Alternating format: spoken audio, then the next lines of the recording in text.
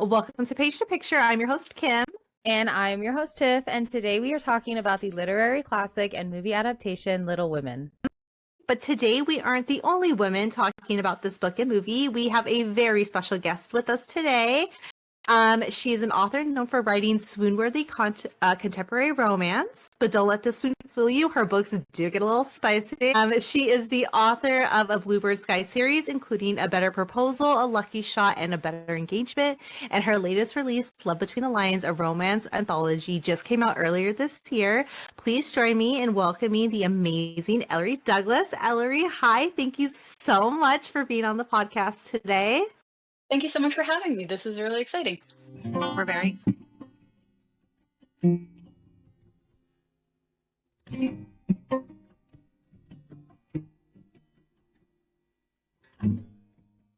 We're very excited to have you here. Okay, so Ellory, you wanted to do this episode, Little Women. What is your connection or history with the book and movie prior to this podcast? Or like, what made you want to do this episode?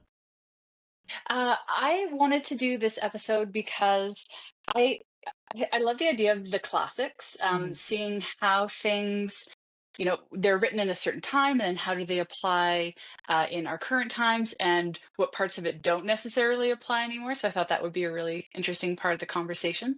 And the fact that there's two adaptations, not one of them's pretty recent and the other one's quite a bit older, but being able to compare those two as well, I thought there was a lot of things to talk about with both of those things. Mm-hmm. Yeah, definitely. Tiff, what about you? What is your history with the book and the 2019 version of the movie, or even the 1990? I don't think you've seen the 1994. I haven't seen the 1994 version, but which is weird because I like Winona Ryder, so you would think that I'd watch that one, but I haven't seen it. But it is on my list to watch it. I was only able to watch the 2019 one. But honestly, prior to this, I've never read the book and I've never watched the movies. So I was like, this is just a new field for me, and I'm really surprised with how much I liked it.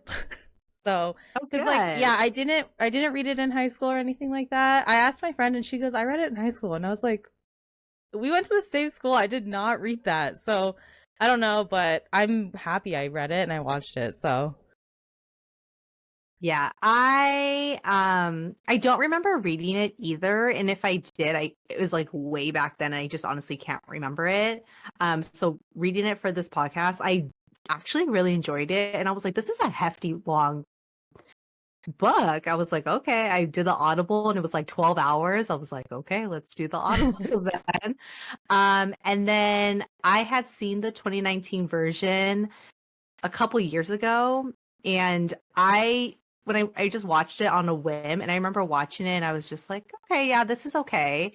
And then I watched it again after I read the book, and I felt like so much more emotionally connected with the movie and the characters. And then I ended up watching the 94 version because I was like, I have to see like how this version is. And I was like, oh my God, I love just Little Women all together. just all I together. love both. Yeah, I was like, I love this whole thing. I love that. Okay, so let's get into some of the facts about the book, and then we'll get into facts about the movie.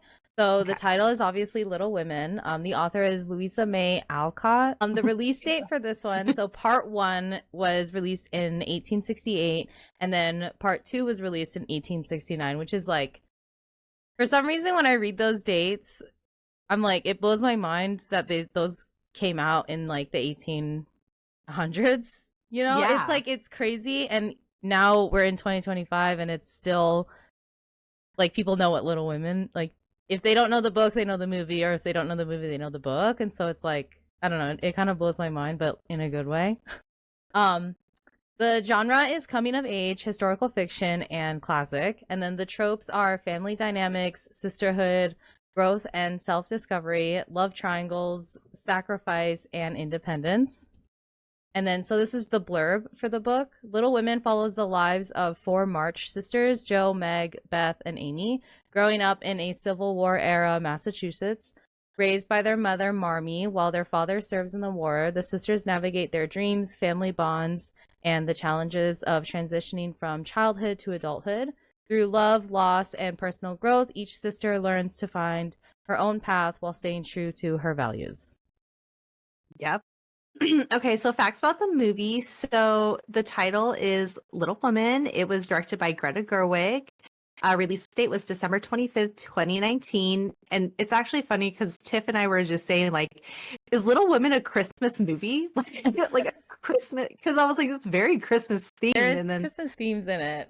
saw the year it was released or the date it was released. I was like, okay, yeah, it's like the Christmas. I would say it's a Christmas movie. And then this cast it's a very stacked cast. It's a very well-known cast. As Jo March, you have Saoirse Ronan. I hope I said her name right. Yeah, I think so. Okay. As Meg March, you have Emma Watson. As Amy March, you have Florence Pugh. As Beth March, it's Eliza Scanlon. As Theodore Laurie Lawrence, it's Timothy Chalamet. As Marmee March, it's Laura Dern. And as Aunt March, it's Meryl Streep. So it's a very stacked cast. I enjoy every single person in this. Yeah, me too. In this movie. But this is a good segue into our segment called The Hathaway Connection. So, Ellory, we are just a tad bit obsessed with Anne Hathaway. And we noticed it back in season 1 of our podcast, how a lot of actors could connect to Anne Hathaway, similar to 6 Degrees of Kevin Bacon. Yeah, like just a tad bit obsessed. Yeah. So with that being said, we want to have you pick 3 actors that were in the movie, and me and Kim will tell you how they're connected to Anne Hathaway. This is like, we think very hard on how these people are connected to her. Yeah. And I don't know, it's a whole thing. We're a bit obsessed. Yeah, so the cast that we mentioned, so if you want to pick any one of those 3, and then we'll like connect it to Anne Hathaway. Okay. I have the IMDb page up right now too. So I know, you're good. She's like, I'm going to fact check it. Oh, absolutely. Saoirse Ronan, Florence Pugh, and let's go Timothy Chalamet. Okay. So Saoirse Ronan, wrong. so she was in The Lovely Bones with Stanley Tucci, and Stanley Tucci was in The Devil Wears Prada with Anne Hathaway. And then who was the other one? Florence Pugh. Yeah. Tiff, I'll let you do this one because I know you love this character, this actor. Florence Pugh is in Don't Worry, Darling with Chris Pine, who is not my favorite actor. And Chris Pine was in Princess Diaries 2 with Anne Hathaway. Okay, we need to put a pin in that, because if Chris Pine isn't your favorite Chris of the Chris's, we need to talk later about who is. But Okay. we can shelve that for later. Yeah. No, she really does not like Chris Pine. Really This man has no lips. He has no lips. That's actually true. See? I told her, I was like, no lips. I watched the 94 version. Christian Bale has no lips. Christian Bale has no lips, but like, I would take Christian Bale over Chris Pine. Also true. Yeah. And then Timothy Chalamet was in Interstellar with Anne Hathaway. He was like the son of Matthew McConaughey in that movie. And so that is what we call the Hathaway connection. Yes. I don't know what it is about her, but we seem to always bring her up when we talk about the actors in the movies. I don't know why, but we're always like, what is Anne Hathaway and whatever. So we just decided to start this segment because we talk about her anyways. She's so good. Like I can't think of how many movies I've seen her in. I actually haven't seen a lot of them. Like I've never seen Princess Diaries. Please don't kick me off the podcast. I know. But like she's just so lovely all the time. Like whenever I see her in clips, everything. So yeah, I think she's fantastic too. Yeah, and then she's gonna be in Verity. Is she in Verity or no? Yeah, I think she's in Colin Hoover's Verity. Is that her? I think it is her. I think it's Verity. I know she's in one of the adaptations. She's in someone's adaptation, a popular one. I didn't realize they were turning that into a movie. Yes, they started filming it. It's scheduled for release May 15th, 2026. Yeah, it's her. Who's this cast right here? Dakota Johnson and what is this guy? Josh Hartnett. Oh my gosh. Yes. And he like took some time off, but he's like back. Yeah. I'm gonna do this. Like, I'm ready. Yeah, for they're this. turning this one into a movie. We're excited for this one. I haven't read it, but I'm excited for Anne Hathaway. So Me too.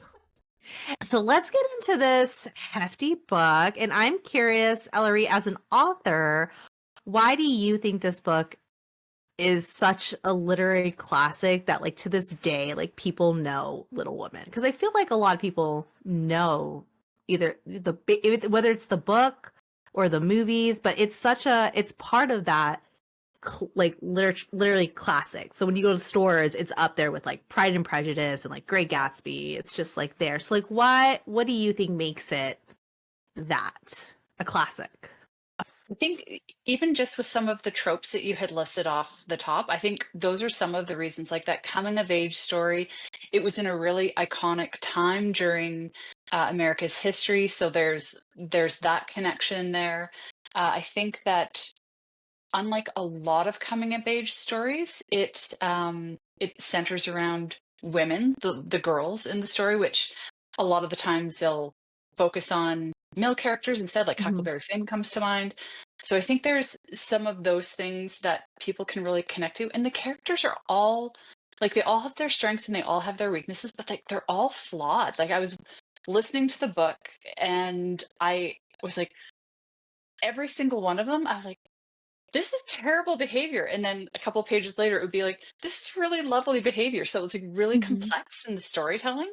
So I think people are able to connect with that on many different levels. I think Tiff and I agree because we kind of were like making notes about it. Yeah. And we feel like it's the characters, the women in this book, they're even to this day, I feel like they can be relatable to somebody. You are either a Joe or you're an Amy or a Meg. Even Beth is like such a helpful person, and she's just like kind of introvert, and she's just like, no, like I'm gonna just, I don't want to go anywhere, I don't want to do anything. And I feel like you can relate to one character, if not a lot of them. Absolutely. At least one character, even like Marmee. Even I feel like people can relate to like Laurie also. So I think that's what really makes it a classic and relate, and like to this day people enjoy Little Women. And I think that if you relate to one character, the relationship that you have with another character is, I think, really relatable too. Like I was thinking a lot about me and my little sister and some of the fights we used to have, and Yeah. as the older sister and the younger sister, like there was a lot of those kind of things that I could relate to as well. And I think my sister could. I didn't talk to my sister about this after, but I will now. Let's see what she thinks. No, I was, when I was reading it and watching it, I was thinking about Tiff because we're 5 years apart, and I was like, oh my gosh, she is totally Amy. There were moments where I watched, like, especially the flashback scenes or like in the book when Amy would have like her little moments with Joe. I would be like, oh, I totally acted like that. Like I totally acted like that. It's very dramatic. I was very dramatic, but yeah, I connected to Amy as the younger sister or just the sister in general. And then now that I'm older, I connect more with like Joe, which is like, I like seeing like my past self can connect to someone, but also who I am now can also connect to someone from the same story. And I like that you could have different perspectives of these characters and still find a way to connect to them. I also liked just the themes of the book and stuff. I like that subtle hint of like human nature. Like you said, that they're flawed, but they're also like, I don't know how to explain it. Like they're flawed, but they're embracing the flaws and they're going through it, and they're going through just the difficult journey of not like life alone, but also being a woman, And I just like and their own personal like journeys and their goals and their dreams, and then their dreams sometimes can't happen, and it's like reality. They have, like Meg. Right, she wants to live this life of like richness and going to parties, and she ends up marrying Mr. Brooke, and her life is completely different, but I feel like she feels like this isn't the life she wanted, but she loves the life that she's in. She loves her husband and she loves her kids, and it's written so well. And I'm like almost mad at myself that if I did read it back then, I don't remember it and I didn't appreciate it, and I wish I appreciated it then like I do now. But no, I thought it was really good. What is a key moment from the book that you all loved? So whether it's a scene or just a moment, a conversation when you read it, that you're just like, they better put this in the movie. When you read it, you're like, I hope this is in the movie. This is so good. What a good question. I think that the haircutting scene I really like. Oh yeah. Me too. Yes. Yeah, because it's so, even like I love the entire way that Joe's reaction was written around that, where it's like, okay, I'm going to do this to help my family and it's no big deal, it's going to go back and it's great, she's a tomboy, it makes sense. And then that kind of breakdown that she has afterwards, and it just felt really human to me. Yeah. That, you know, even though you're doing the right thing can still be hard, and processing that can be a challenge. No, I really enjoyed when I read it. She's trying to help her family and help her mom, and she's like, I'm gonna just do it. I'm not gonna ask my Aunt March. I'm gonna do it for the family. And then when she has that breakdown, I was like, that's so relatable. It is. It really is. And I really relate to that too. When I was in high school, I had a friend. We were goofing around, and she accidentally spit gum into my hair. Oh no! And they had to cut it. I was so sure I was going to have to cut it, and I had a meltdown. Oh no! And we ended up getting it out with, like, I think peanut butter or something like that. But I was devastated. Oh no! So I mean, when we were younger, my sister like cut my hair. I was like, listen. She cut like a strand, and I was like, I cut just a little bit, and she was like, I can't leave the house ever. And I was like, ruined. I liked in the book, and I think this is like, I don't know if it's a controversy. I don't think a lot of people liked her, but I enjoyed all the scenes with Amy in the book. When I read her character, I don't know what it is. I just love everything, her story, and I love her character growth in this book and even in the movies. But in the book, I love her character growth because she's so, in the beginning, she's so young and just innocent, and she's just like selfish, and she's just like, what about me? Like, I want it to be about me, and how come I can't go with you guys, and I want this and I want that. And then she realizes, like, I need to change my ways, and I can't constantly be this selfish of a person, and I need to almost be like a mixture of like Joe and like I need to be like all of my sisters, and be a more like well-rounded person. And then I just love her character growth throughout the entire book, and she's like one of my favorite characters. So I love Amy. Like anything with Amy in it, I really enjoyed. What about you, Tiff? It's somewhat similar to what you said, because Amy's in a lot of these scenes, but I couldn't really pinpoint a particular moment, but it was more like moments that are small, you know, that have some sort of significance. So anytime like the sisters would have like a little argument, or like with Amy, or she would be a little too dramatic and it would cause some, you know, silly little tension between them or anything like that. But then they just quickly forget the anger, and they, you know, something happens and their bond is just so strong that they're like, you know, whatever happened was just so stupid, and you're my sister and I love you, you know, type stuff. I think just any moments that they've had that were like that were my favorite moments, and I'm glad that they were portrayed well in the movie. Moments like that, it wasn't so much like in your face, like they had an argument and then this is the result of their argument. It was more like just a small, it was small in the movies, but it was big. The meaning was big, you know? So I think just any moment that was like that, just to kind of represent how strong their bond was as a family and as sisters, I just enjoyed all of those moments. Surprised with one of the fight scenes that they put in there. Like, I remember reading it in the book and thinking, oh, they're having a tiff. And then in the movie, it was like this knockdown, drag out physical fight. And I was like, was unexpected to see that. And then immediately they were friends again afterwards, or pretty close again after that. They were all, you know, and I was like, that seems really realistic. Okay. Yeah. It's very realistic. go at it, and then you're good. You guys are like, okay, we're good now. Yeah. Yeah. Let's talk about the 2019 film Little Women.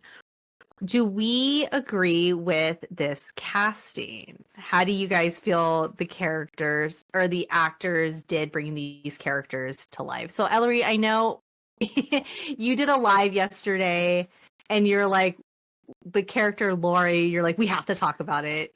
Timothée Yeah. Chalamet, Christian Bale, like, Yeah. what is your opinion on the casting for So this film? And then if you end up watching the older film, like, what do you think about both? yeah, I saw the 94 one. I can't remember how long ago. Not when it first came out, like well after it first came out. But Mhm. so like the character of Laurie, the Timothée Chalamet and Christian Bale, and then also the Friedrich Bear character, who is played by Gabriel Byrne and Louis Garrel. Is Um, that's the one Joe ends Yeah. up with, right? yes, Okay, the yeah. one he ends up with. Um, I in the original with Winona Ryder, um, looking at Christian Bale and then her ending up with Gabriel Byrne, I was like, girl, I mean, no, absolutely not. You're like, And what then did you do? that was a bad choice. And then in the 2019, I was like, yeah, no, Timothy Chalamet is an actual child, and Louis I'm Garrel, like, this guy's a man. Yeah. that is a man.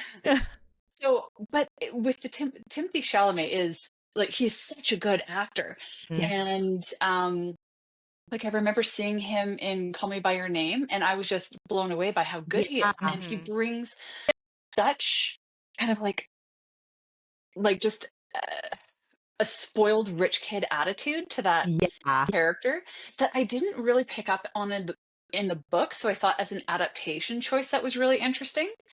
And again, I don't remember anything other than what Christian Bale looked like in the 94 version, which was absolutely fantastic.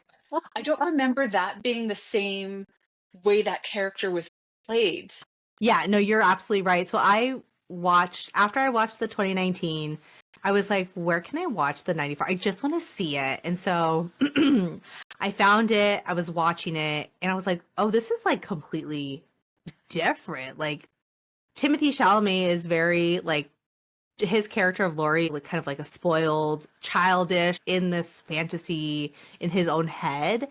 And I felt like Christian Bale was just spoiled, but not timid, but very, what is the word?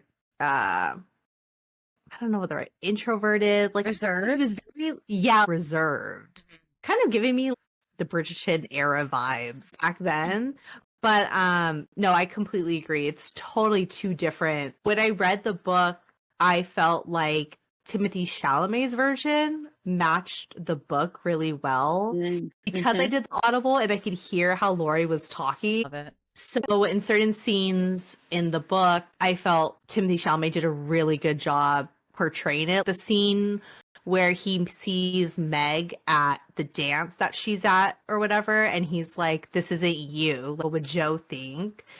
And then she's like, "Do you not like it?" And he's like, "No, I don't like it. Like, I don't like the way you look." And that's like back in the book, and I was like, I enjoy that version. So I enjoyed Timothy Chalamet playing Laurie, and then the scene where he confesses his love, I was like crying. He does so good. It's so good. And then when Yeah. Christian Bale did it, I had like no emotion. I had no emotion when he did his scene with what's her name? Winona Ryder. I was like, okay, it's okay. But when Timothy did his, I was crying. He did so well. Yeah, he really did that like youthful yearning and that blind kind of love so well. Like it was so good. Yeah, and there's moments when you're watching it when they go to the theater and he does his little glances at Joe and you could just see it in his face. He loves her so much. Stolen he really glances. did. I love a good stolen glance. Yeah.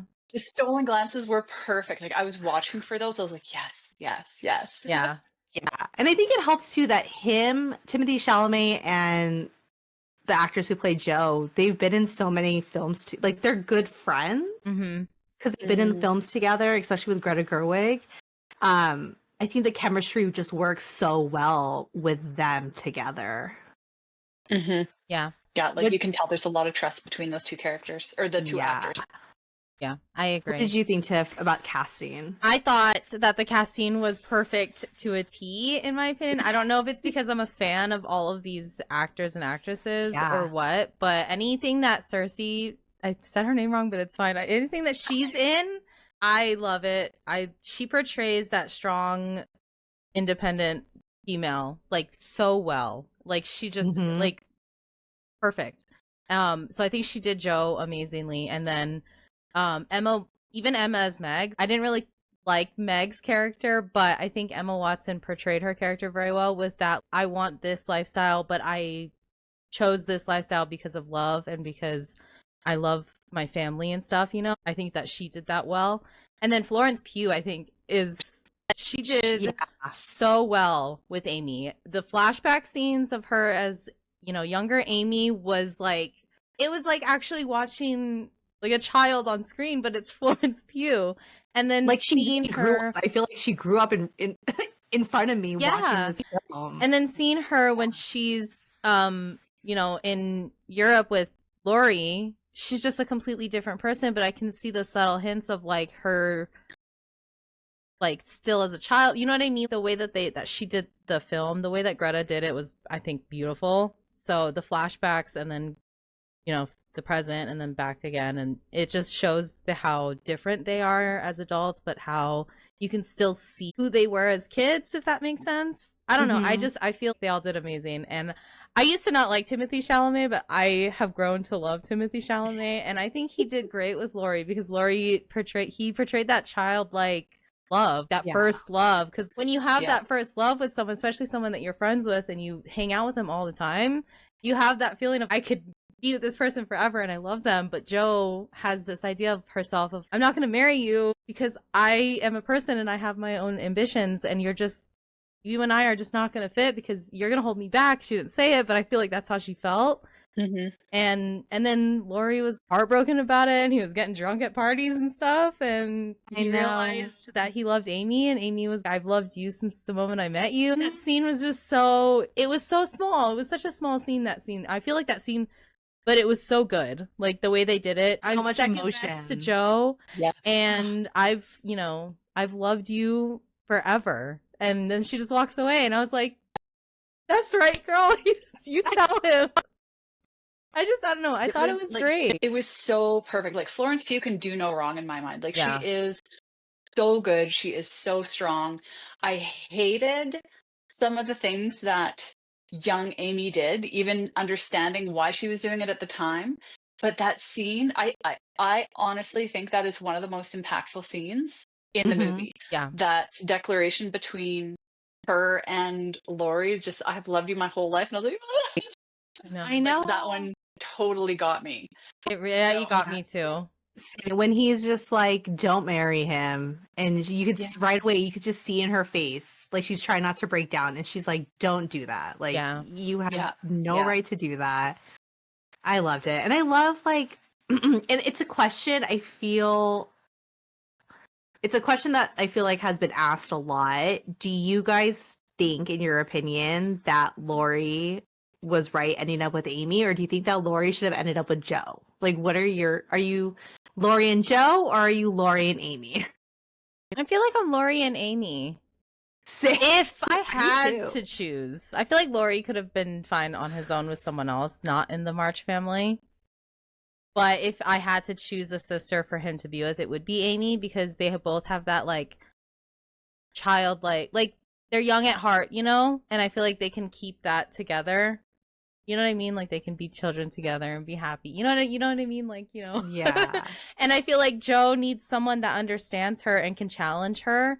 And that's what Friedrich did. He challenged her especially in the when he read her stories, and he goes, "These aren't good." And she's like, "What do you mean they're not good?" Like, you know what I mean? Like she like snapped at him. But it's like ran away. You need someone, like I feel like Jo's that type of person that needs someone that would challenge her to make her better, and not in like, you know, hold her back or try to, she needs someone where she could fully be herself. And I feel like he was perfect for her that, and I feel like Laurie would have just kept her in that the state young. of childhood. She was a child, Yeah, I so feel like Amy, with Amy's travel to Europe with her aunt, she really grew up, and then I feel like she helps Laurie grow up. Like we need to, you need to like come down a little bit and like realize the world we're living in, and let's grow up, and we can still have fun and we can still be ourselves, and but we need to think about a family and financials, and like we need to grow up essentially. So I do like Amy and Laurie together. Ellory, what do you think? Are you team Joe and Laurie or team Amy and Laurie? I think when I watched the 94 version, again, I was like, what are you doing with Gabriel Byrne? I'm sorry. It didn't make sense, but I wasn't thinking about it very critically at the time. Yeah. But I think, Tiff, you hit everything on the head with that Amy and Laurie are younger together, and they kind of caused each other to grow up a little bit more. I couldn't imagine Joe with Laurie in the 2019 version, and even in the book, like romance rules, he has to end up with one of the March sisters. Like it's completely mandatory. And I think that Amy would have been the right one for it. I in the beginning of in the book, I thought it might have been Meg to be a good match for that, because she did have that yearning for that kind of more lavish lifestyle and everything. But the way Laurie and Amy fit together really, really worked. I don't know if the movie earned his growth, though. I think Amy's growth was really well done in the movie, but I felt like there was an entire scene where Laurie's growth was cut out, where it went from "I still love you, Joe" to "I'm actually in love with Amy." I was like, where's the middle thing? Like you that didn't feel earned to me. Yeah. No, I get it. It was kind of like, when did this happen? Like, if you hadn't read the book, you kind of would be, when did you start loving Amy? And do you really just see, as if you did? Yeah, I feel like if you didn't read the book, and when I watched the 2019 version a couple years ago, I hadn't read the book, I was like, why are you choosing Amy? Is it really because she's second? Because you can't have Joe, you're gonna just end up picking Amy? So when she does that line, it really like hits, because are you only picking her because you can't have Joe and you want to stay within the family and Amy's the best choice? But when you read the book, you know that there's more to Laurie, and his growth is there. So you have to kind of like fill in the puzzle yourself. But I do agree with you. The movie didn't really show that for Laurie. Yeah.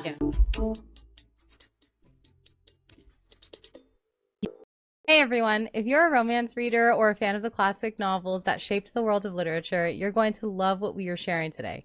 Meet Bond and Grace, a women-owned publishing house that's turning timeless books into stunning works of art.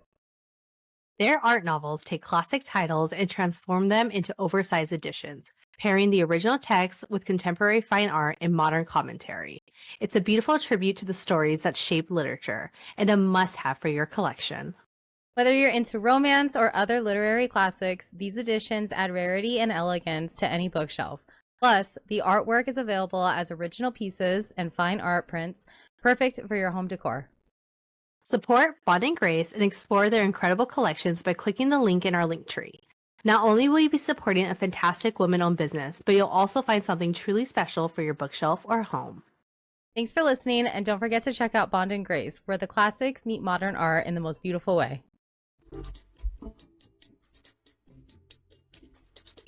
I want to talk about our favorite moments, and I have a lot of favorite moments, and it took me a while to narrow it down to 2, but I don't know. Do you guys want to go first, or? No, I think you. I'm a little excited. Okay.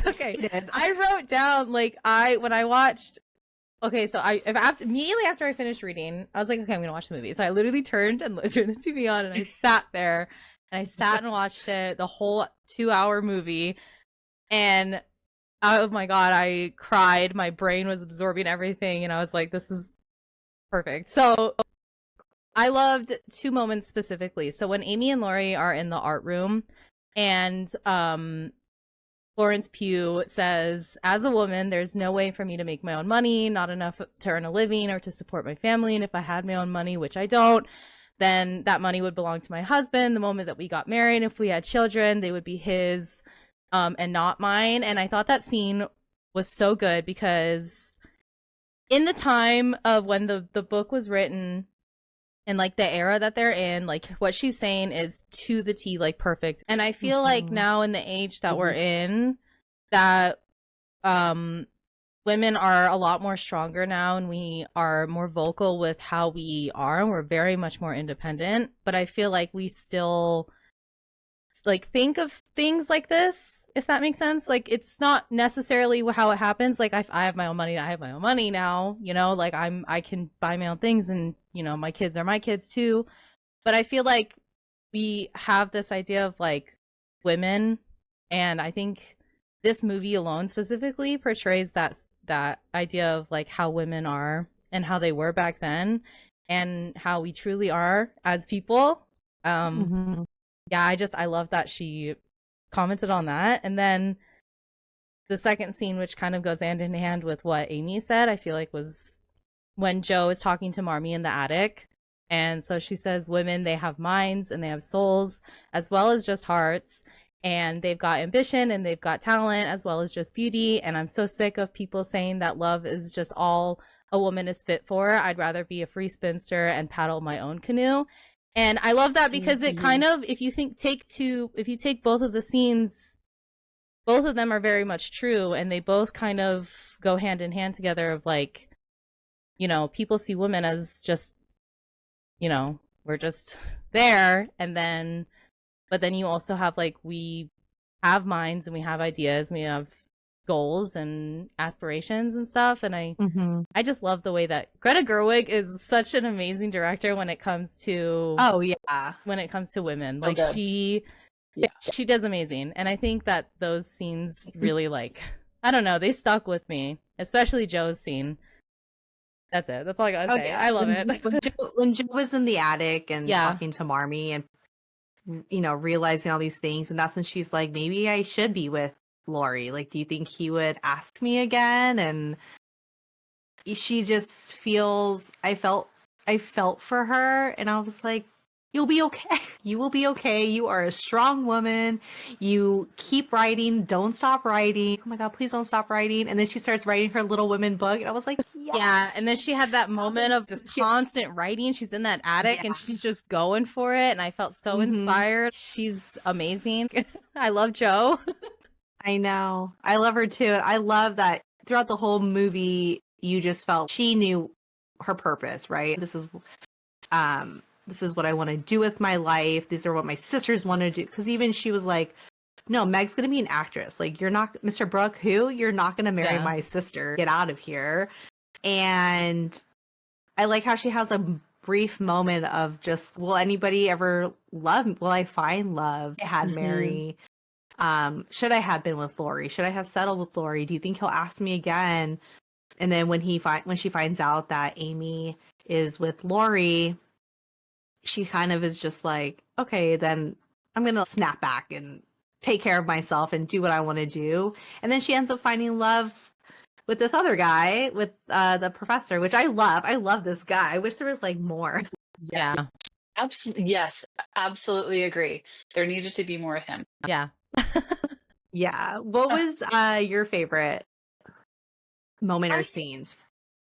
I think I hadn't forgotten about that scene with Laurie and Amy in the art room, but you're right. That was really fantastic. Just having her lay all of that out. But I think I really like the scene, we had already talked about it, where she's saying like, I've always loved you. And she's just so vulnerable there. And it's like, Florence Pugh did such an incredible job with that. And then she still has that strength to walk away. Yeah. And just that character development, like, you know, she's not a kid anymore. Like, she is a young woman and trying to do what is best for herself and not let herself be the second choice. And I just wanted to stand up and cheer during that part. Yeah. No, I I loved agree. it. I really enjoyed I just really enjoyed scenes with Florence Pugh. Like the part when she falls into the ice, her scream was so good. Oh my God, you better run over there and save this girl. I thought her acting was so good. And there was like little scenes that made me laugh. Like, I know Tiff and I were talking about it, but near the end when Joe is saying, or what's the professor's name? Friedrich. Friedrich. When Friedrich comes to the house and Timothy Chalamet's character is like, who is this man? Like, Yeah, he just kept asking, everyone's ignoring him, and he goes, I'm Laurie, who are you? He's just like, But that was the thing there too. It's like, so that's another reason why I didn't buy him being with Amy. Like, I was like, you wouldn't be this interested if you didn't still love Joe.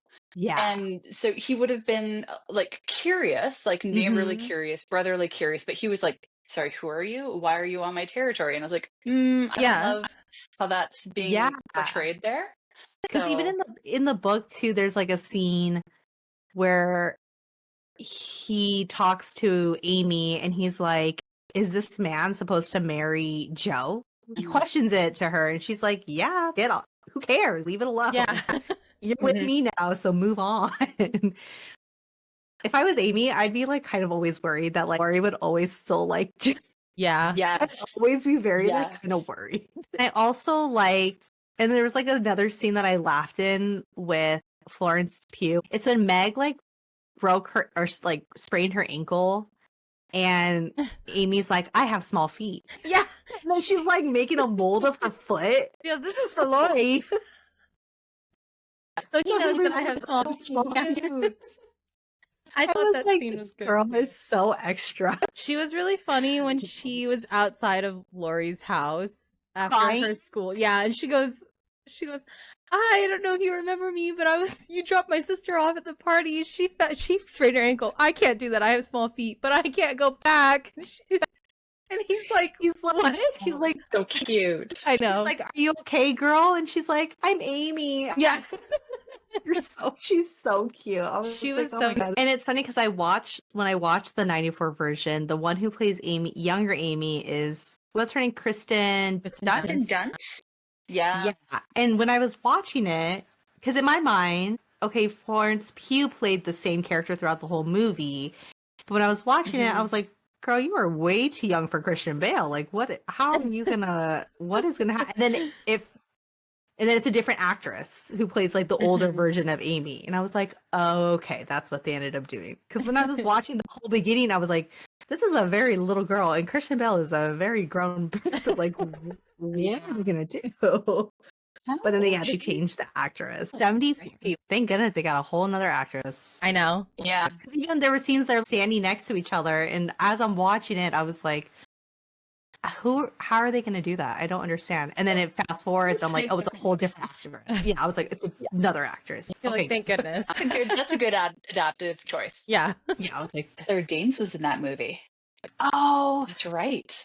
she did. So, okay, we need to talk about Beth. Her dying, her scenes. When I did the Audible, I was crying. The reason I knew Beth dies is because when I was watching an episode of Friends, Yeah. and that was like how long ago, and that's how I knew that Beth died. Yeah. Oh my. And I like the 94 version, Claire Danes, how like her as Beth, I thought she did very good. And it's like so sad. I think it's so sad when she dies. It made me so mad. I cried when I read that part in the book, and I didn't see the 94 version, but when I watched the 2019 version, I cried really, really hard. And I think it was because of the parallel that they put in there of like when she first got sick and Joe, God hasn't met my will yet or whatever. If it's God's will, then I must go. And she goes, no, not if I have anything to say about it. And then she wakes up and she's panicking. She goes into the kitchen. She sees Beth there and she's happy. And then the same exact scene, but in the present time where she doesn't see Beth in the bed, she goes downstairs and she's not as frantic to go down there because she just knows. She goes down and she Yeah. sees Marmee. The fact that she put those scenes together like that was so well done, but also like, why would you break my heart like that? There's no need for it. I really liked how they showed the past and the present just with the saturation of the Yes. scenes, like that Yeah. rich, deep, youthful liveliness in the young scenes, and then everything's like washed out at the end. So it's like even if like because Saoirse Ronan looked exactly the same to me throughout the entire thing. You could kind of tell when she had cut her hair or not, but other than that, like she looked like the same character to Yeah. me. But you could just see like, oh, everything's bright. We're in the past. Oh, everything's grayed out. We're Yeah. in the quote unquote present. Mhm. So like that was really incredible to see that way. Yeah. Yeah, I agree. I feel like if you're gonna do dual timeline, especially if you're gonna show it in a movie, you have to show like something to show that this is the present without saying 5 years later or 3 years earlier, so that as a viewer you know automatically and you're flowing along with the storyline. I think Greta Gerwig did such a good job with that. In that version, and so I mean that is actually different obviously than the book, because in the book it's a straight timeline, right, from the beginning all the way to the end. And then even the 94 version, it's a straight timeline. You're watching it from the beginning to the end. And so this one, I like the dual timeline. I felt it was like rushing, and I really enjoyed Greta's version of the book, the adaptation. Yeah. Since we're talking about moments that we liked, let's talk about moments that we didn't like. Because there's going to be scenes where it could have been done better, or scenes from the book that were in the movie where you're like, I wish this was not in the movie, or like I wish they had done this differently. So who wants to go first? I think what Ellory had said earlier about not a scene, it's like they took out a scene of Laurie, Yeah. right? His growth. I do wish that they had included more of Laurie and like to see his growth and to show, like I remember in the book and then in the 94 movie, it's like a big deal that like he's gonna go off to college. Like there's like a whole scene with him and Joe. And then he comes back. But like here it's like I was watching the movie and I was like, did he end up going to college? Like, did that ever happen? You know what I mean? Because you don't really know. Mm-hmm. And then I guess the scene where he comes back, or when he confesses his love to Joe, he had come back from college, right? I guess so, yeah. And so I was like, so he went? But like I was really confused with where he was. Yeah, because Joe says something about him graduating and going on his like a long travel or something, and he's like, well, you can come with me or something like that. And then that's when she's like, no, I can't. Like, know, so yeah, I agree with that. I feel like they could have added more of Laurie, because I feel like if I were to be watching this and not have read the book at all, I would be like, this guy is annoying and what is his point here? Why is he in the story? But reading it, I'm like, okay, I know Laurie. Like, I know why he's there. I know his relationship with the sisters and the March family, and like I know his development. And it's like someone else watching it could be like, this Timothy Chalamet in here. They just put him in here just to have him in here. Like, it's, you know what I mean? No, that's how I felt when I first watched the film with no context. I didn't read the book. I was just like, oh, I like Greta Gerwig. Let's watch this film. When I first watched it, I had no real emotion. And I was just like, all right, this is Little Women. Cool. Like her version is whatever. But then watching it now after reading the book, I'm like, this is the best movie. It's like so good. And like more invested with these characters, because if you read the book, you know more about these characters than what the movie showed. And I think that the movie really relies on the fact that people need to have read the book, because I was watching the movie and I was thinking, if I hadn't literally just finished this book, I would have no idea what's going on. Like I would be able to follow plot points, but I wouldn't have been able to follow emotion. And we said at the very beginning of this podcast that this is a stacked cast, and even like connecting within each scene, it was fantastic, but connected it there was something that fell flat for me Yeah. there. But I still, and it's funny because I still really like the dual timeline. I thought that was a really effective way of doing that, especially with those two scenes with, Beth gets sick, and then she gets better, and then Beth gets sick, and then she doesn't get better. Like having those two sandwiched together was such a good choice. Mhm. But I have a scene that I'm really glad wasn't in the movie. That entire play, was it an entire chapter that was just them Oh talking yeah. Oh my god. Anything to do with the plays or them singing or the little party that Amy invites her like friend. I was Yeah. like, thank goodness they kind of skipped I'm over glad that. they because just I- did like a little, Yeah. just a little scene, and there was like a talk over. I'm so glad they did it like that, because when they were talking about the Yep. play in the movie, I was like, are they gonna do it? Because I don't want to. I listened to Nope. it in the Audible, and I don't want to. I was like, okay, you know what? Maybe it'll be different, and it was, and I was like, oh thank God. I think she wrote a book like off the play. I saw on She really? Goodreads. Yeah, I think I saw Oh my on Goodreads when I gosh. was pulling it up. She was like, here's like a book off the play that they did in Little Women.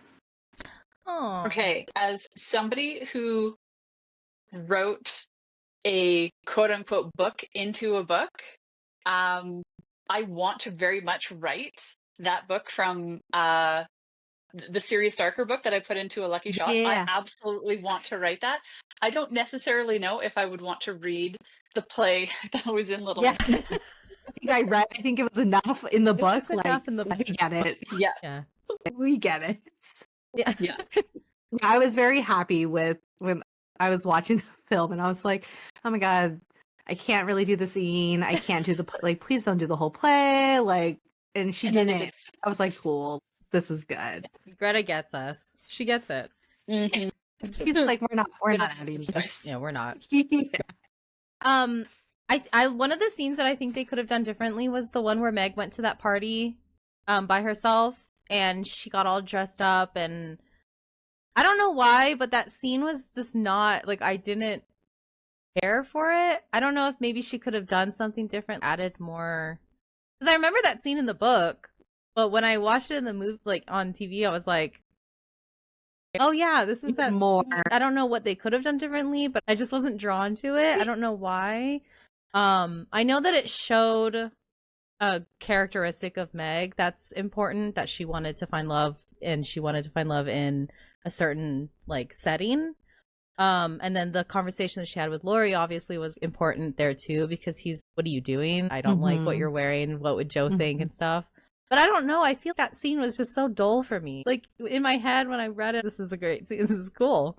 You know, she's out in the world on her own, but The 94 Agree, version, I yeah. think, did a really good job yeah. with that scene with Meg going to the place and them calling her Daisy. I remember watching it and I thought that scene was a little bit better. And then her conversation with Laurie, Christian Bale's character, I thought was really good. In Greta Gerwig's version, I felt it was really short and just like, this is where Meg currently stands and she has to have her quick conversation with Laurie. I was like, who cares what Joe thinks? How could you say that to her? Excuse me, who are you, sir? Yeah. Don't worry about what Joe thinks. Let me live my life. It came across in the book. I felt like it made sense. He was kind of bringing her to that answer, where in the movie adaptation, it felt like he was preaching the answer to her Yeah. and almost like belittling her choices around that. And Yes. because I didn't also get the sense, like in the book, I felt like the whole, oh, you're my pet, we're going to change your name, we're going to dress you up the way we want to. Like I felt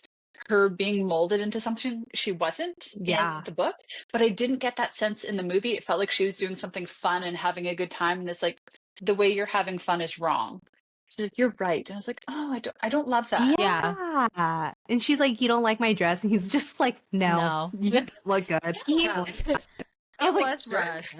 I feel I like was like, that's what it is. I think that's what it was. Yeah. Is that the scene felt rushed? Like there was not like she didn't come to the answer on her own. She was more just told, and she's just like, okay, like yeah, Yeah. like, let's wrap this scene up and let's bring Yeah. it back to like, let's bring her back Yeah. to back home and with Mr. So we shared what we liked and didn't like. So let's talk about faithfulness to the book. In your opinion, was this movie faithful to the book? Were there some examples that you noticed that were different or was the same? How would you feel Greta did at turning this book into a movie? Her version, I guess. I felt like she made some really good choices into cutting it down, because it is a long book. Yeah. And I think that she was really clever with the things that she, went over really quickly. Like that whole play scene, I think, is a really great example of that. Like, we still, in the movie, we still see them, working together that way and having fun and being creative, but we're not, in a half an hour Yeah. audio version of having to read it. Yeah. But we get the sense and the love around it.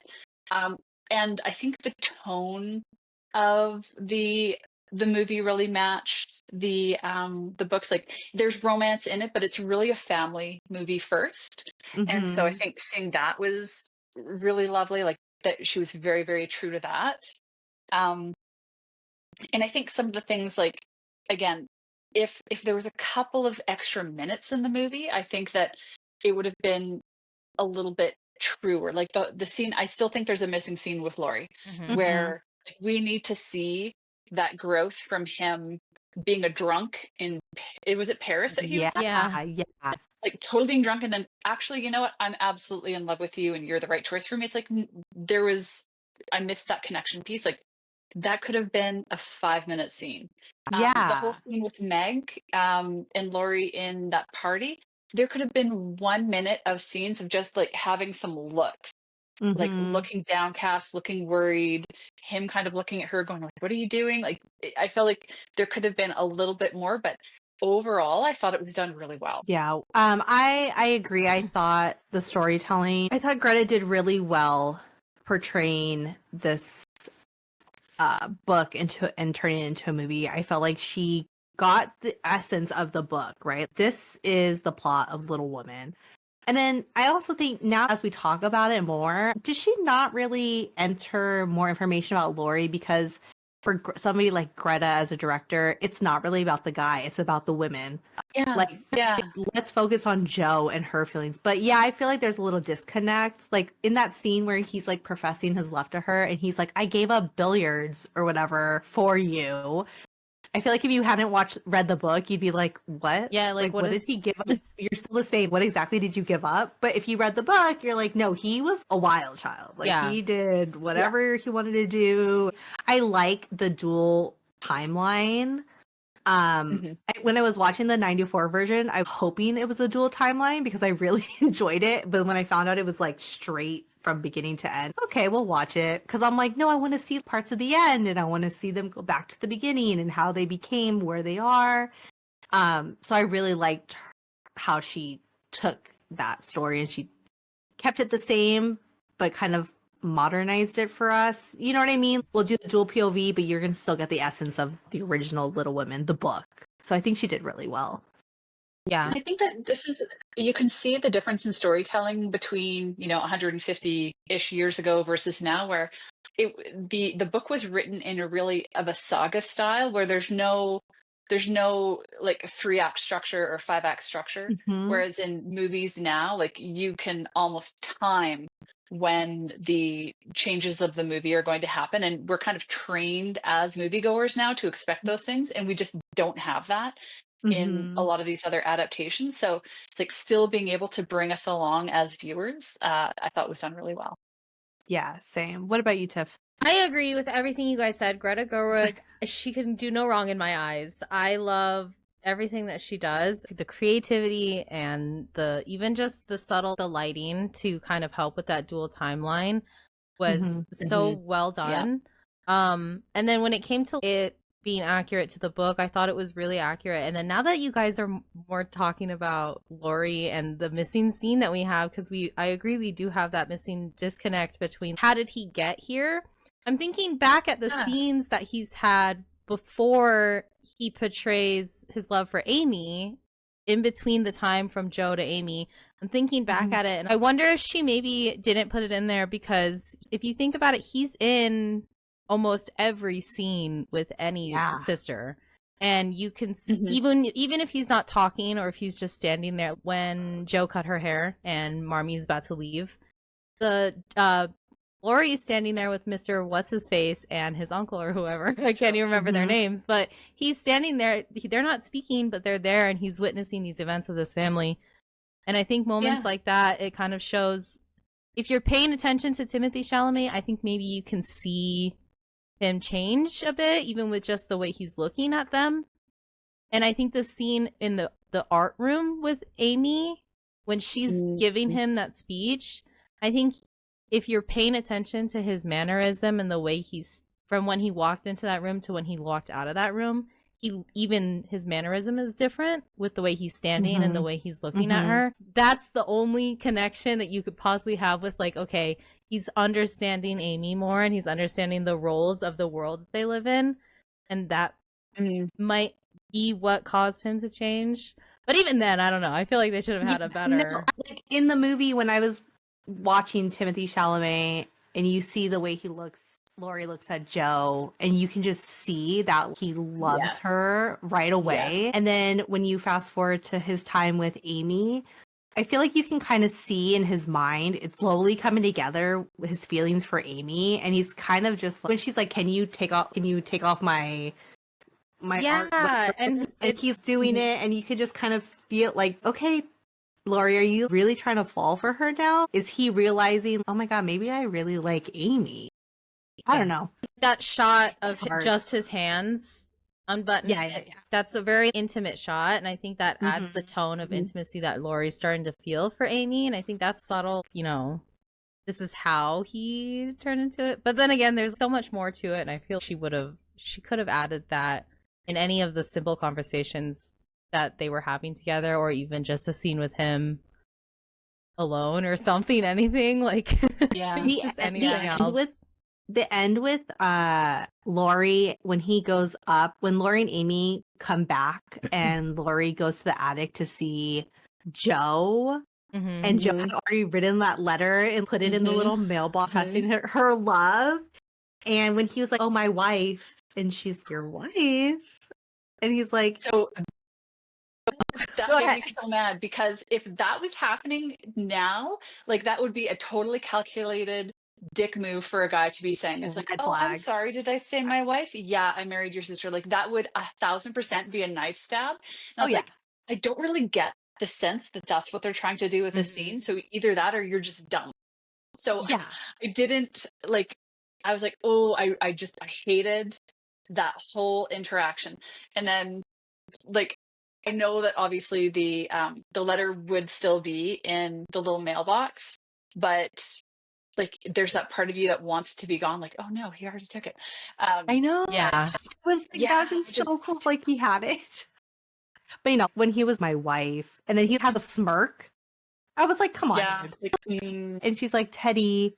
And he's like, you're the only one who calls me Teddy. And she goes, what does Amy call you? And he's like, my lord. Like, get that smirk off your face, okay? Tell me, what are you doing? Like, absolutely not. And then that fear of Amy when Joe sees Amy, and you could just see in Amy's face, like, so Laurie told you that we're together. Please don't hate me. Please don't be mad at me. And Joe is such a trooper and just that person who will take the hits. And she's, it's all good. I love you. You're my sister. I feel like she'd be more mad at Laurie than Amy, but I was like, Laurie, don't be a little sleazeball, okay? Like, you're with the family. That's what you want to be. You want to be part of the March family so bad. Yeah. There was foreshadowing in what he said to Joe when he professed his love to her, and he was like, you're gonna fall in love with someone and you're gonna love them because that's who you are, and I'm gonna have to sit there and watch. And he foreshadowed his own future by, well, I mean, he probably can't help it that he fell in love with Amy, but he fell in love with Amy, and now he does truly have to watch Joe, who was his first love someone else. And I was like, you spoke it into existence. You did that. And I think that they're good together as friends, like best friends. I love their dynamic. They're perfect as friends together, but I can't see Joe with Laurie, and I can't see Laurie with Joe. So when that scene happened and he's, can we still be friends? And she's, well, yeah. And I was like, I like it better that way. I don't like He's her He's like, with we'll him. talk about it one time and then we'll leave it at that. We won't talk about it ever again. Yeah. And I think that was a And- good sense of closure for them. I think that they have that sense of closure of like, you know, we're better off as friends and I love you as my friend and I want you to be my friend and I love Amy and I want this. And Joe's just, even though she's heartbroken in the moment, it worked out better for her. And she realized, yeah, after that moment when she's riding in the attic, I really don't need, I was about to settle for someone who I knew was there, and settling is never the right way to go. So. Yeah, she definitely was gonna settle, and I love that I loved the ending of this movie when she was like writing the story and he's reading it and he's like, how does it end? Oh yeah. Does she end up with him? And no, she doesn't end up. He's like, no, it has to end with a marriage. You can call it Under the Umbrella. And I was like, that's the chapter in the book. I love that. Yeah. And I feel like Laurie's love for Joe was like, it was very clearly infatuation. It wasn't real love. Like it really felt youthful. So like them ending up together would have been completely ridiculous. And yeah, like they met their proper matches. Yeah. Like, I keep forgetting his name. Friedrich. Yeah. What a good, like, challenging her and, you know, just being like so much better for her. Yeah. I liked the end of the movie where he leaves. I'm going to California. If you want to come, or if you come out there, come see me. And she's like, I probably won't. Yeah. And then he leaves and they're all like, are you serious, Joe? That is your man. Go get your man. Yeah. I loved that scene. That scene was just it was so good. And Laurie is just like, I like how Amy's like, I guess I'm going to go get my carriage for Joe. Amy's like, Laurie, please stop standing around. Get the carriage. Like, come on, do something. Like, let's go. Yeah. That's so good. That's so funny. Tiff, have you tried graphic audio yet? Kim, I have been telling you for years to try graphic audio. It's books, but it's like a movie in your ears. Sound effects, voices, music, everything. It's next level. I know. I'm finally catching on. As a movie lover, this is everything. It's like you're inside the book, not just reading it. Finally, you're gonna get lost in these stories. It's the best way to experience books, like a full-on audio movie. I'm obsessed. It's perfect for commutes, road trips, or just relaxing at home. And hey, it's in the bio, people. Click it, grab a title, and dive into that immersive experience. Seriously, you won't regret it. Links in the bio. Links in the bio, guys. I just said that.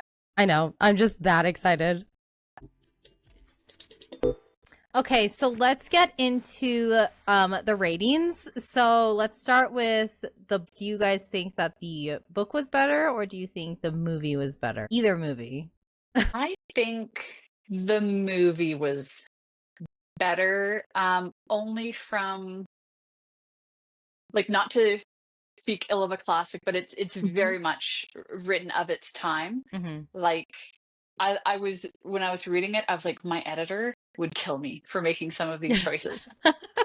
And so from that, but it's obviously a classic, so who's going to, you know, say anything differently? Yeah. But no, I think like the movie keeps the important story beats and like the acting, like, yeah, we keep talking about the cast, like everybody's so good. Even when we hate a character, it's because the actor did such a good job. Yes. So oh yeah, I feel like if you hate a character in a movie, you know that actor is so good. So where you can hate them, you're like, I hate this character so bad. This is such a good actor. Yeah. Yeah. I agree. I think the movie was better than the book.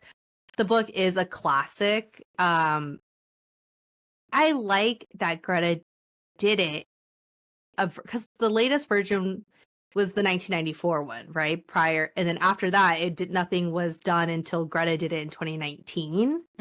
So I think that it's a great eye-opening and a great like introduction to like a newer generation who love these actors. Like, oh, we love Timothée Chalamet, we love Florence Pugh, we love these characters. Oh, what is this movie, Little Woman?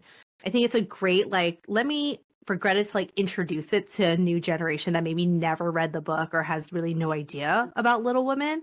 And then hopefully that the movie helps them kind of like, oh, like this is a book. Let's, what's the book like? Oh, wait, there's a 1994 version. What's that like? Like really like open a door for like a newer generation. So I think in this instance for this episode, the movie was better than the book.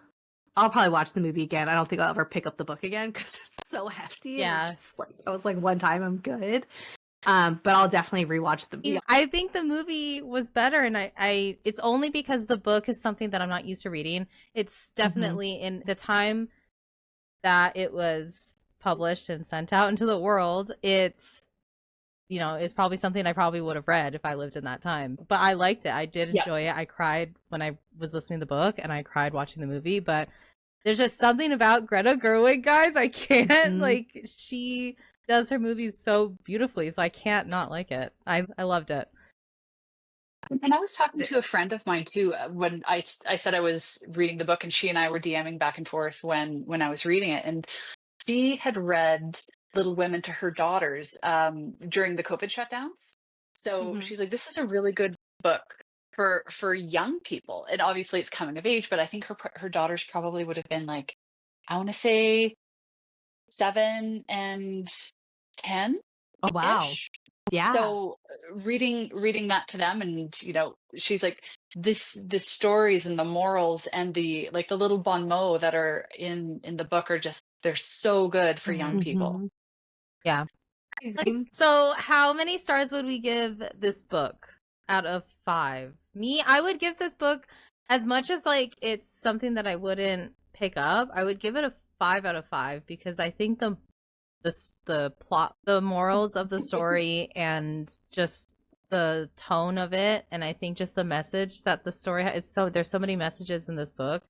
I would give it a 5 because I don't know, I enjoyed it even though it was really long, and I was like, this play is too much for me. I cried, and it's rare when books make me cry. I have been searching for books to make me cry, and this was one of them, and I was like, I didn't even think I was gonna cry because like Beth, like, really, come on. So yeah, I don't know, I gave it a 5. I give it a 4 out of 5 just because for me personally, I did enjoy the book. I enjoyed the story and the meaning and the tropes and the purpose of the book. It's just a hefty book for me. I was just, okay, I have to really like focus and but yeah, there were some scenes like the play. There were some scenes I wish I could just skip over. But I give it a 4 out of 5. I don't think I would pick it up again. But I feel like everybody should read it at least once in their life. That's how I feel for it. I think that I would give it a 4. To me, like a 5 is like life changing to me. Or like if I'm like so proud of like the work that's come out, maybe I have to change my mind. Can I do half stars? Can I give more? How do you want to start up? Because yeah, I think I'm gonna increase it. Just as I was talking myself through that, I was like, wait a second, no, this is literally changed. Like this has affected generations of people. So I have to give it a little bit more than that. But yeah, I think there's some that I think could have been skipped over, and I kept waiting in the book for like, is this play going to come back? Like, is this framing for something? And then when it didn't, I was like, oh, okay. Oh yeah, like you put us through that for what? Yeah. So, but yeah, like literally generations of people have, read this book and connected with this book, and so yeah, I think it has to be. It's not a 5 out of 5 for me. It's not perfect, but 4.5. I love that. And how many stars out of 5 do we give the movie? I feel like I'm gonna give it a 5 out of 5. I'm obsessed. I loved the movie. Give it a 5, yeah. I give it a 5 out of 5. It's something I feel like I would happily rewatch over and over again. Can I give a complex answer again? I would give the movie overall. Okay, don't kick me off. No, I would give the movie overall a 3, but I would give the acting infinity stars across the board. Yeah. I thought 5 out of 5 across, like so good.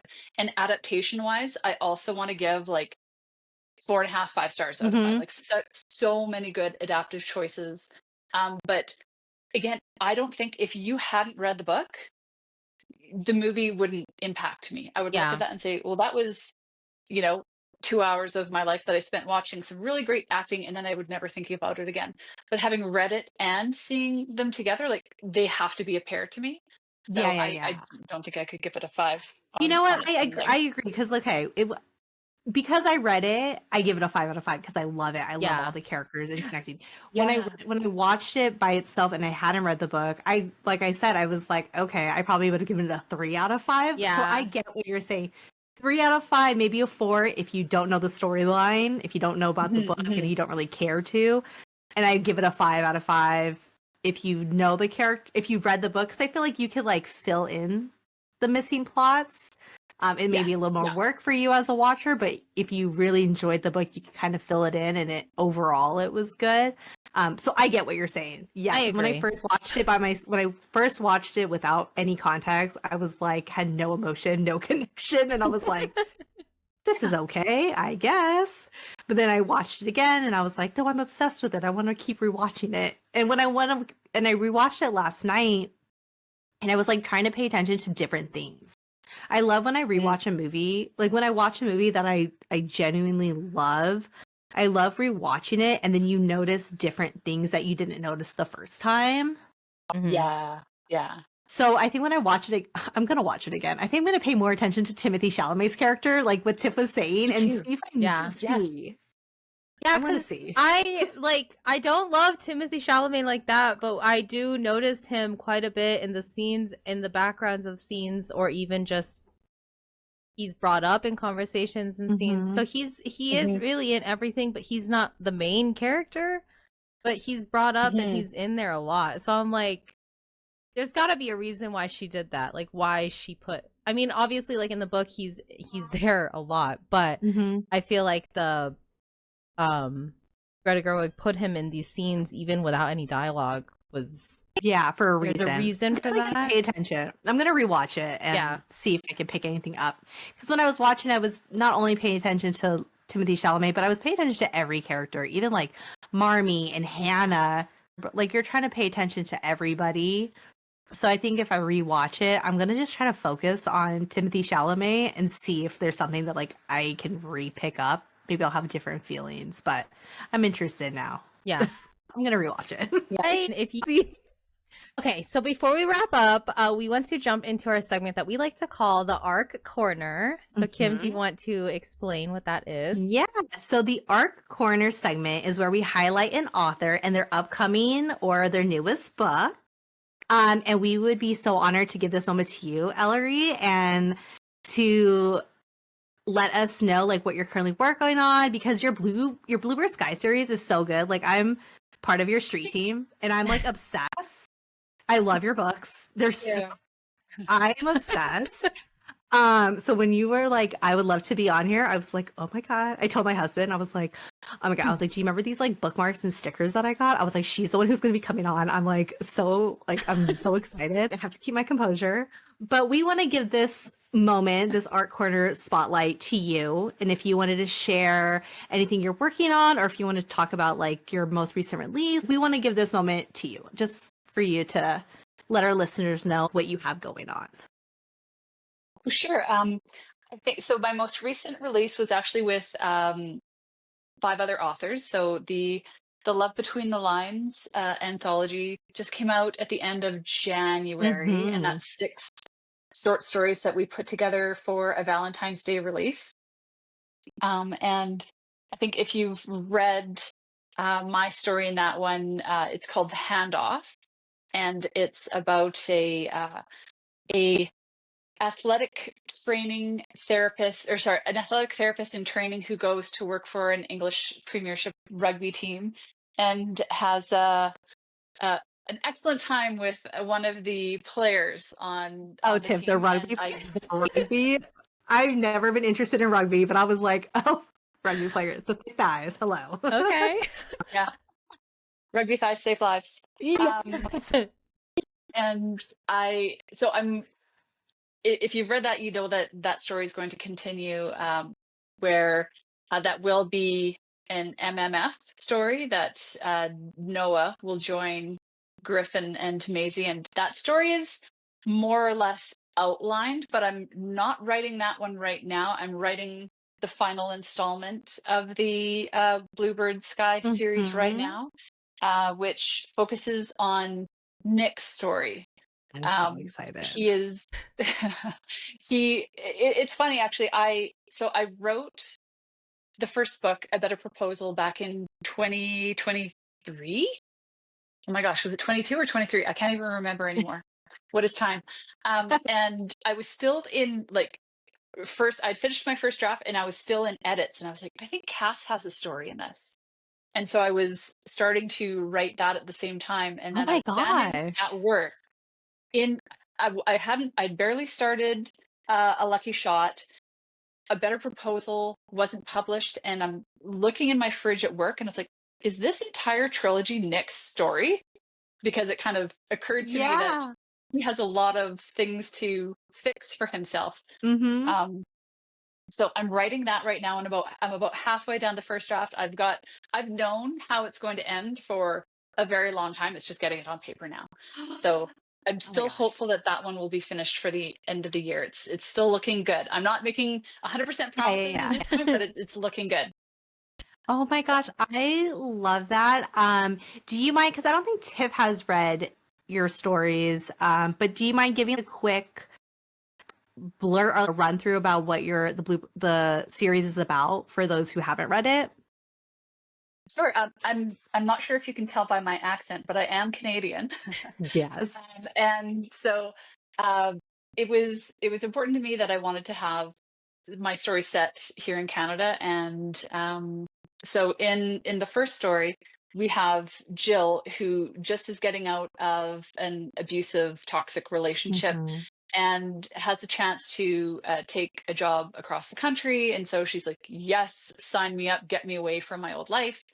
But the first person that she ends up working with in her new job is actually the university teacher's assistant that gave her a hell of a time in Yeah. university like 8 years ago.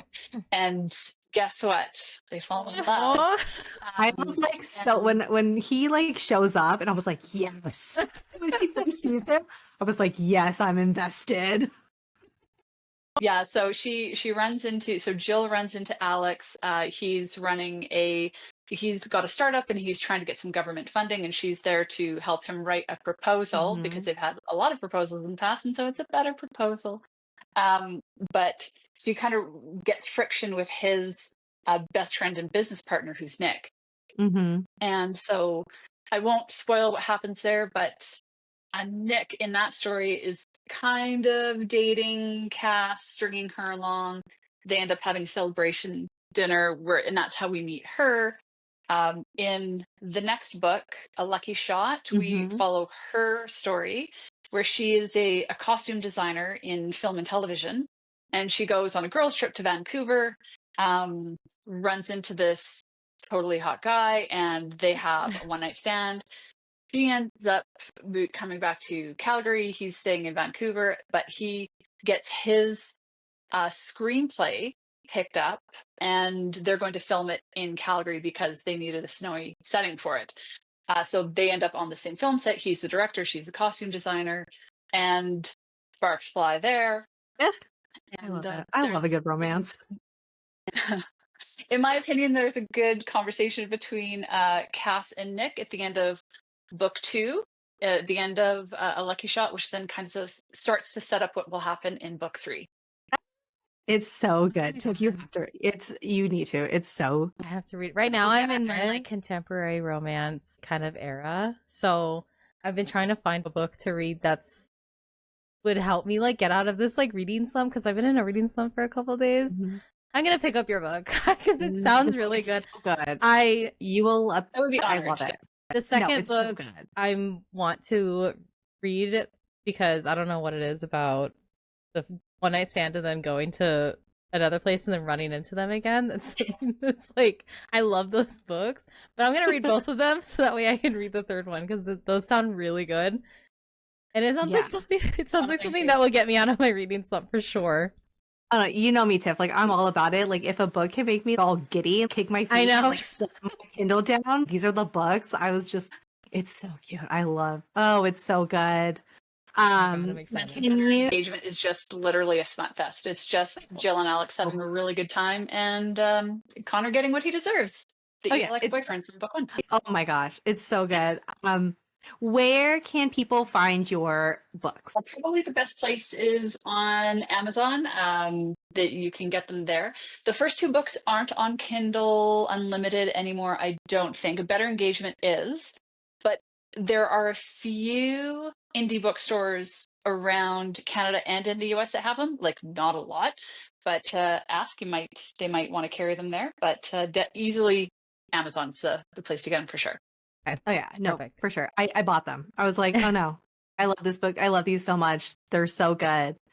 Thank you so much. No, I love it. I love I love romance, and I love just that the first book when she's there and she's like waiting for Alex, like the other partner, and he walks in and she's like, oh my god, and she like texts her best friend. I was like, yes, girl, that's exactly what you would do. You'd be like, she's like texting her friend and she's like, so this happened, guess what? And I was like, that is exactly how, and her friend is so like, oh, that's hot, like I love that.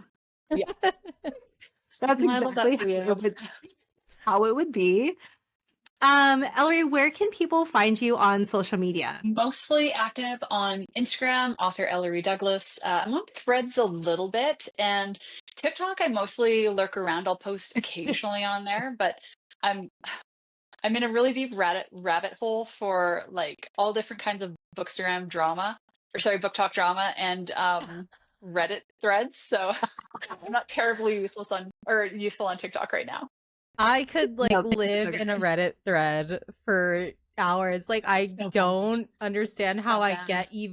get to it, and then all of a sudden I'm 5 hours deep Word. in someone's like life story. It's Yeah. crazy. So bad. I need to delete Reddit off my phone. Like I can't have it. I can't. She's Yeah. like, please don't take it away. Yeah. Keep it here forever. Yeah. Oh, a huge thanks to our wonderful guest, Ellory Douglas, for joining us to talk about Little Women, the book and its adaptation. I feel like it's such an honor. I truly love your books. So when I got that email, I was like, oh my gosh, like, Tiff, you have no idea. You don't understand. Like, this is so great. We appreciate it Yes. so much. Like, thank you for being supportive and following and like just jumping on. Like, it means so much to us. It does. This was so fun. Thank you so much for having me on. This was great. So if you enjoyed today's episode, make sure to subscribe, rate, leave us a review, comment, all that good stuff wherever you listen to our podcast. You can also follow us on Instagram at official page to picture to keep up with everything book related, movie adaptations, and more. And on our Instagram, you'll find our link tree, which includes all our podcast episodes, guest signups, and our new merch that we just launched. Tune in next week as we celebrate the 20th anniversary of the original Man That Yearns, Pride and Prejudice, Mr. Darcy. I love never- him. I've never seen Pride or Prejudice. She's never read it. She's never seen it. And I said, Kim, what are you doing? Because Mr. Darcy is the OG book boyfriend. I feel telling so you. ashamed. She keeps doing it. I was like, I don't know what you're talking about. I don't want it to be spoiled. And I love that time period, the Regency era. I love Bridgerton and never read or watched Pride and Prejudice. I was like, no. And it just so happens we didn't even realize it was going to be the 20th anniversary when we planned this episode, and it just lines up. So we're actually going to go watch it in theaters because it's like at least one time. I got us tickets. I said, we're going to go watch it in theaters. If you're going to watch the movie, we're going to do it right. It's so good. Like the scene when he's walking across the mist. To see that on a big screen, my heart is going to explode. It's going to be so good. It's gonna be And I so keep good. seeing it. I keep seeing it on like different streaming channels, and my husband's like, "Are you gonna watch it?" I was like, "No, I want to watch it the first time in theaters, like a true experience." I got the book, so I'm gonna read the book. I was like, "No, but I have to watch it like big screen. Like I'm gonna have my popcorn and I'm gonna watch it. And so like we're really excited. So that's gonna be our next week's episode. I'm very excited. Yes. I listened to an audio book of it a couple of years ago, like 5 years ago or something, and the narration was so good. It is depending on how you choose to read it, it can be a funny book too. Like it's Ooh. not just so like yeah. So you're in for such a treat. I'm so excited. I know, I'm like so excited. So excited. Yes, so we will be talking about the book by Jane Austen and the movie. Next week's episode is going to be very special. We're going to watch Pride and Prejudice in theaters for one night only. And Kim, I can't. I'm excited. So excited. Me too. Thank you guys so much for listening. Thank you, Ellory, for joining us on today's podcast. We really appreciate it. Till next time, you guys. Thanks. Thanks. Bye. Okay.